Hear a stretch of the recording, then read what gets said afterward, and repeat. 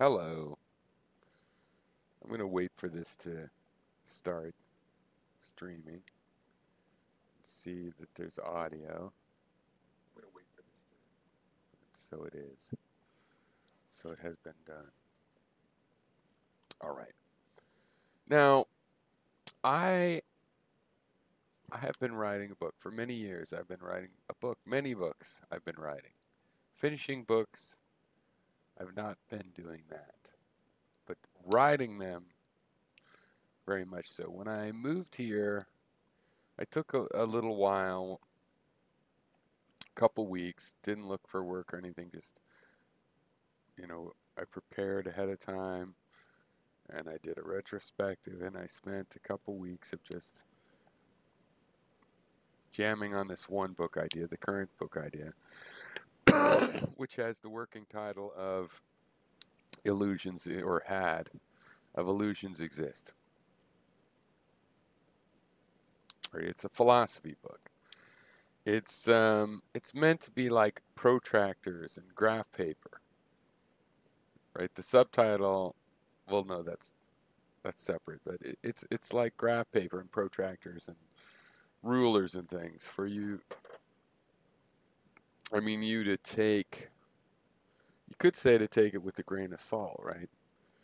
And just for it to give you some tools in order to figure out your own philosophy, right? Not to perpetrate exactly my philosophy, but more like a method of philosophy which keeps you honest. Because in philosophy, well, I guess we'll get into that. It's the point of this video, sort of more towards the end. But uh, yeah, so I'm writing a book, and I watched some of my old videos, and back in Hawaii, like 10 years ago, I basically described I'm writing a book. It was the same book. So there's actually generations. Like I'll be writing this book, and then I'll not finish, and then they'll go a while, and I'll be like, hey, I have an idea for a book, and it's the same idea.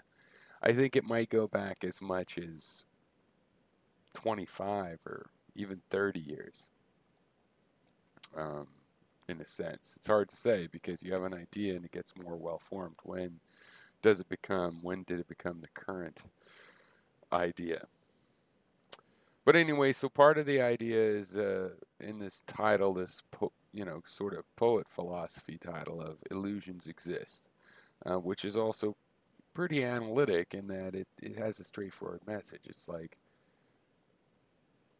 illusions exist. Unicorns exist. What are they? An illusion, if you see one. What are they? An imaginary creature from the imagination. If you have one, an idea of one intentionally. Um, and then,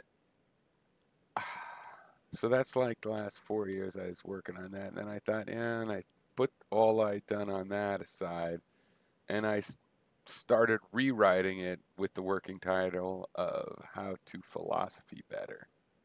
How to Philosophy Better, because, like I say, it's protractors and graph paper. It's like, in this book, I define things like relativism.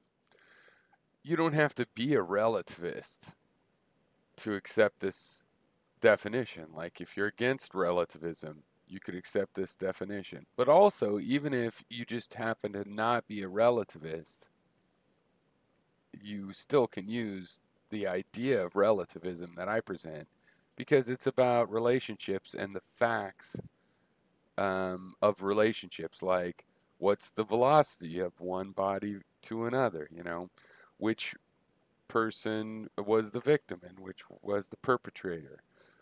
These are where you're looking for the facts of the matter, and the definition of relativism, which is about, relat, relationships, you know, in fact, related to the idea of ratios and stuff as well. So, with my definitions, you can take your own position. You can use them as reference points, And yet, also, if you have graph paper of one size or another, or it's radiograph paper, or it's logarithmic graph paper, this will have an influence on what you want to draw on that kind of paper. So there's definitely an assertive philosophy, but it's a methodology. It's a philosophy of philosophic methodology. And, or at least that's what I think that it is, as I have written it these several times, working through it, and I think I'm getting to a version that'll be ready. I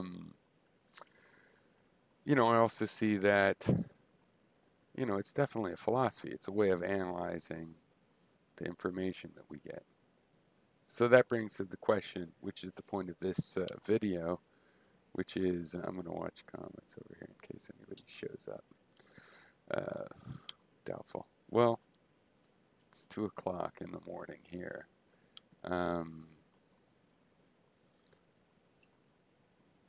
So that means 11 on the West Coast, so it's pretty late in the U.S. Crazy early morning in Europe. But for those viewers that I have in Asia, they might show up, or more likely the people that stay up all night. Well, most likely just as a video, which is how I'm doing it. But I like to watch the comments just in case. Actually, what's it say? Is there viewers? No. Where's the number for viewers? I know I should have watched and studied where the numbers of viewers is. It doesn't tell me. All right.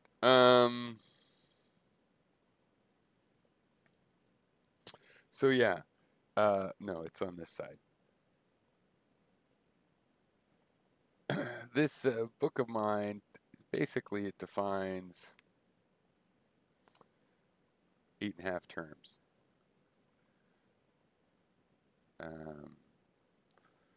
Or 6 terms, and the 7th term is sort of, and not 8.5, 7.5.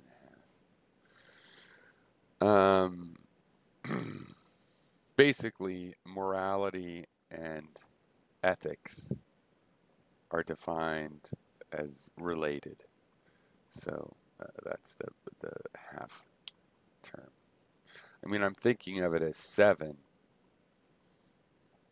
but the one of the terms is a pair of terms because they're intimately related, and yet they are distinct the way I define them. Because the thing is, too, I define the terms that, we might have other definitions for, because all words have more than one definition. Check a dictionary. There'll be definition 1, 2, 3, 4, and 5, and then the etymology and various angles on that word. So you have a word, and it relates to a concept, and the concept relates to things in the real world. The things in the real world we call like the extension of the term. And, so books. Okay, there's the word book, and then there's an idea of a book, and then there's all the things in the real world that fit that idea of a book. So like the idea of a book is a criteria for figuring out if a thing in the real world is a book. Hey, is this a book? No, it's an automobile. Okay. Is this a book? Yeah, it's a book. All right. So I have defined my own intentional definition, and it implies this extensional definition, right? So the word has a concept. The concept is intentional. What I intend the word to mean, sort of idea, but basically it's a criteria that I use to select things that go into the set of things in the real world. Now, what is the real world?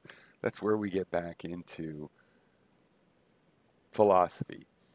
What is philosophy? Obviously, there's a lot of definitions for the word philosophy.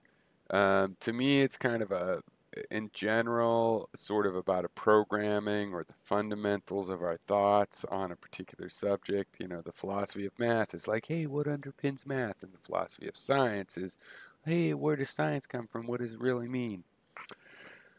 So I think if we take all the things that we call the philosophy of something and we analyze them, what we're going to find, what I found, is that philosophy, let's see, how do I do that? I always get it wrong. Okay, so philosophy is the conscious contemplation of appearances, how things appear to be. So basically, it's about consciously contemplating it. Because you contemplate anyway, whether you're conscious of it or not. What is consciousness in this context? It's, it's just being aware of some aspect of what's going on, right? Being in touch, because sometimes you can be like not conscious of something while it's happening, and then as it fades out of your medium-term memory or short-term memory, you might go, "Hey, wait, what was that?" And before it's too late, before you totally miss it. And consciousness is kind of in this just technical sense of an experience that human beings have. It's realizing something's going on while it's going on. It's how much are you aware of what's happening right now. The parts of what's going on right now that you don't understand, there's always parts you don't understand, that is either subconscious, or it's just missed entirely, possibly ignored, whatever. It's not a part of your consciousness. And consciousness is kind of what you can keep track of. You got a lot of information and whisk through, but a lot of it you're kind of conscious of it, but just a little bit or for just a moment. And that's distinct of when something's really present and like you realize, hey, this is what's going on. So philosophy is contemplating appearances and sort of making them conscious sometimes just by thinking about them. They go over here and you go, oh yeah, hey, that happened. And then do you forget about it? Well, philosophy is kind of, mulling over things in a conscious way because our brain just does this automatically. That's point number 2 up there is appearances come on their own. They pre-exist, whether we philosophize or not, whether we're conscious about them or not, whether we can even define consciousness, whatever. If the whole idea of that there is something called consciousness is, uh, you know, eradicated, thrown out of consideration, regardless of all that, some things appear to be the case to us. And, to jump ahead to chapter 2, skepticism is the realization that appearances don't always stand up. They aren't always correct. Things aren't actually what they appear. There's something else. And possibly we're always in that state. But that's jumping ahead. But the main point is that we do have these appearances, and if we want to think about, hey, what is that? Why? There's a face in the clouds. I see a face in the clouds. How could that be? Right? Because, we have our modern explanation that I think I think's correct. But it's quite understandable how somebody at some point in time, or even in these days, would look at and go, well, that's because there's a spirit in the cloud. I'm seeing a face of a spirit instead of a regular human being, a cloud human being that's a spirit. Or it could just be the principles of shading and stuff, and sometimes randomly it's close enough to trigger our pattern recognition, right? So when you see the appearance of it looks like a face in the cloud and you go, yeah, it is a face in the cloud. And the reason is because of how shading and light and shapes work. You know what I mean? Basically, I just need a couple dots for the eyes and a nose, and anything can be the jawline. So we find all of these things that appear to be the case to us, and yet we can contemplate them consciously and learn things about them, sort of decompose them. Uh, it's possible we can learn things that are misleading, like something that's straightforward. As we think about it, we confuse ourselves and become, too skeptical or whatever, compared to the importance of the information or whatever. Yeah, maybe anything's possible.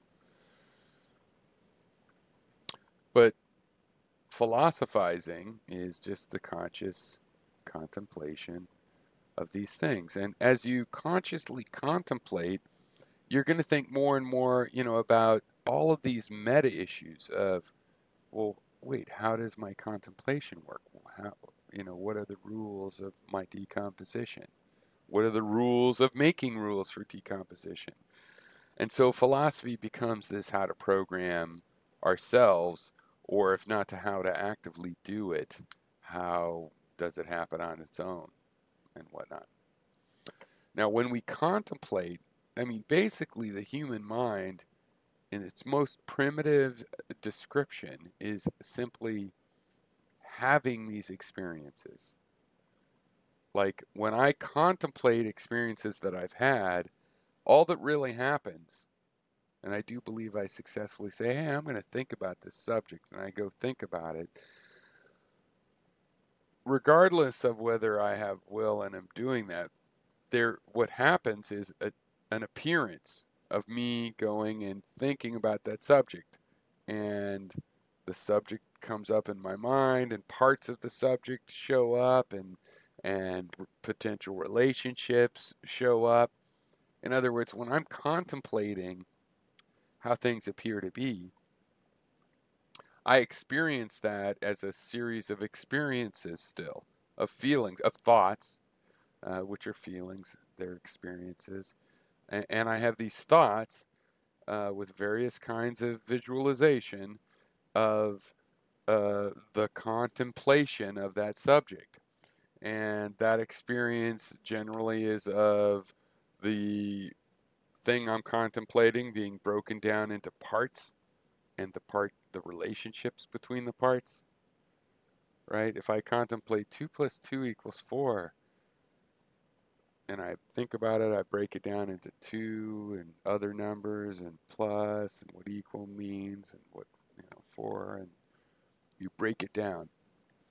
And you build things up too. If I contemplate numbers and addition, I might build up an equation. So it's just, the parts break down and you can rebuild and move things around, and yet the subject seems to stay the same. Like there's a domain of the subject. Whatever I'm contemplating is this domain, and I break down parts and rebuild up things that are pretty much related to that original domain.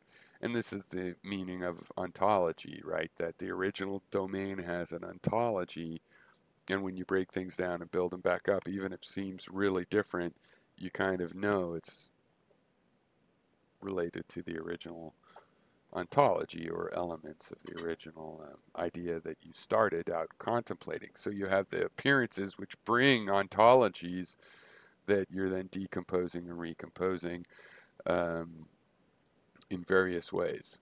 And it always appears as a stream of experiences of, hey, I'm thinking about this subject, right? So really, the whole thing about willpower in relation to philosophy, where philosophy is consciously thinking about these things, and it naturally leads to abstraction, right? To the rules of the rules of the rules of how do I think about what I think about what I think about. Because if you're consciously doing it, you're going to keep expanding over the things you're thinking about into how do they interrelate? How do the rules I use to relate them interrelate? How do the relationships themselves interrelate? And you get a higher and higher abstraction, and you maybe go back down and start again and whatever. But there's this tendency to get abstract ideas, and it all results in a train of thought, a track in a multi-track set of experiences.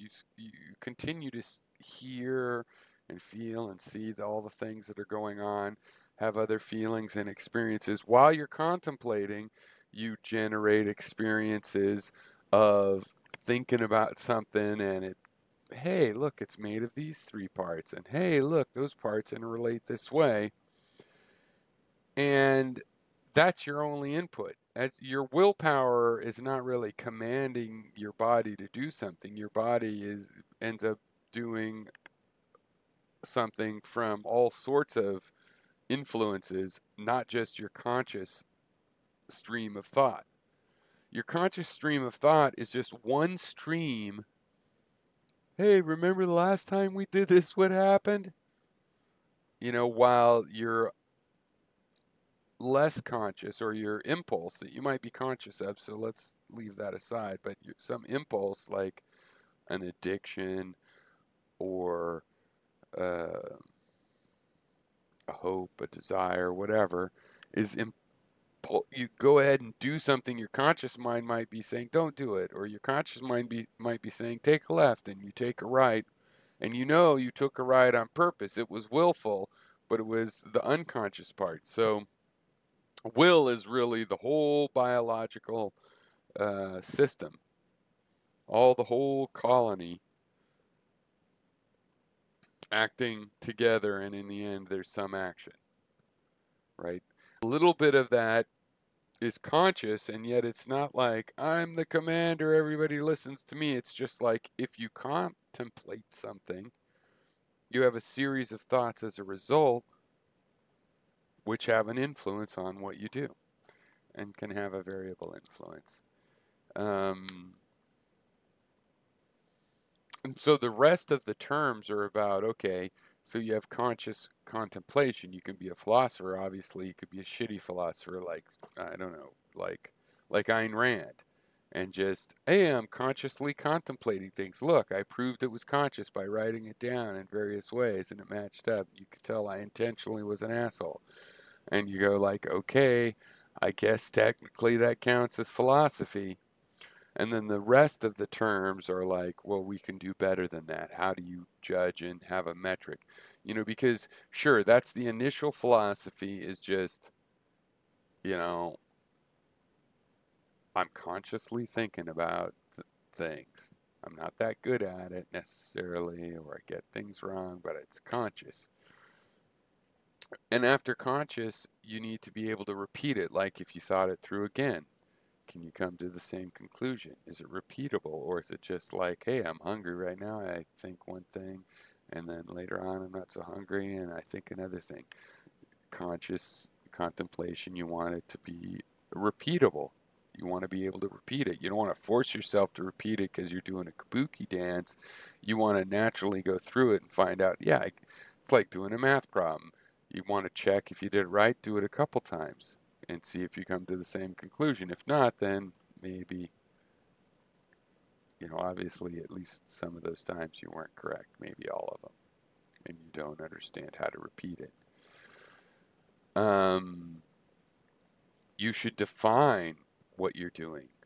You need a definition for what your process is, because whether it's good or bad, just the knowledge of that, knowing what your method is of analysis, is of value itself, because it helps you be conscious. It helps the consciousness be high on what you're doing if you constantly refer to some definition. And you can change that definition over time. It's inevitable that you will. Just consciously keep track of it. Here's my current one, and then you can consciously change it. Now here's my new current one. At that level, you can start keeping track of your capability of analyzing things. How successful are you? Measuring your analysis of what'll happen, how a problem will come out, what the better results are or the worst results are of a philosophical idea, because these philosophical ideas make suggestions that your body may or may not follow. But if they do follow it, how capable are those predictions and as real world advice?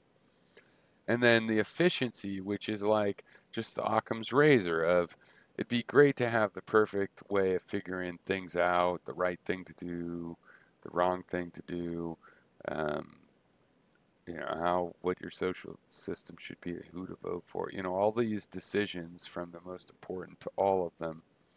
Um, you'd love to have a system to figure them out, but what if the system exists and it's just like it takes 1,000 years to make a decision about what to do all day?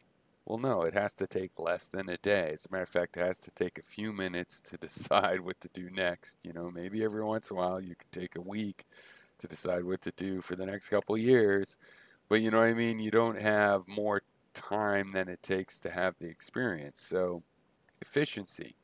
So, you have the capability, but you also need efficiency where one human being can cover the thought processes it takes to decide what to do in one human being's life. Um, so, willpower is, in a way, that's why, like, the free will is a totally unimportant question, really, if you take the word free will. And willpower, even as well, because all we're really talking about is something that you have no choice but to contemplate things sometimes. And if you are not philosophical, you'll still find that sometimes you're conscious about you might thin the thread of what you're conscious about to a very thin little tiny bit. But you are going to be conscious about something. Sometimes you're going to go, here's what happened. Oh, this is why. Right, so you're just inevitably going to have some of that. And if that's true, then, because I'm not totally sure that's true, maybe some people have no really conscious moments and they just totally work without what we. I just can't believe that. I think everything has consciousness.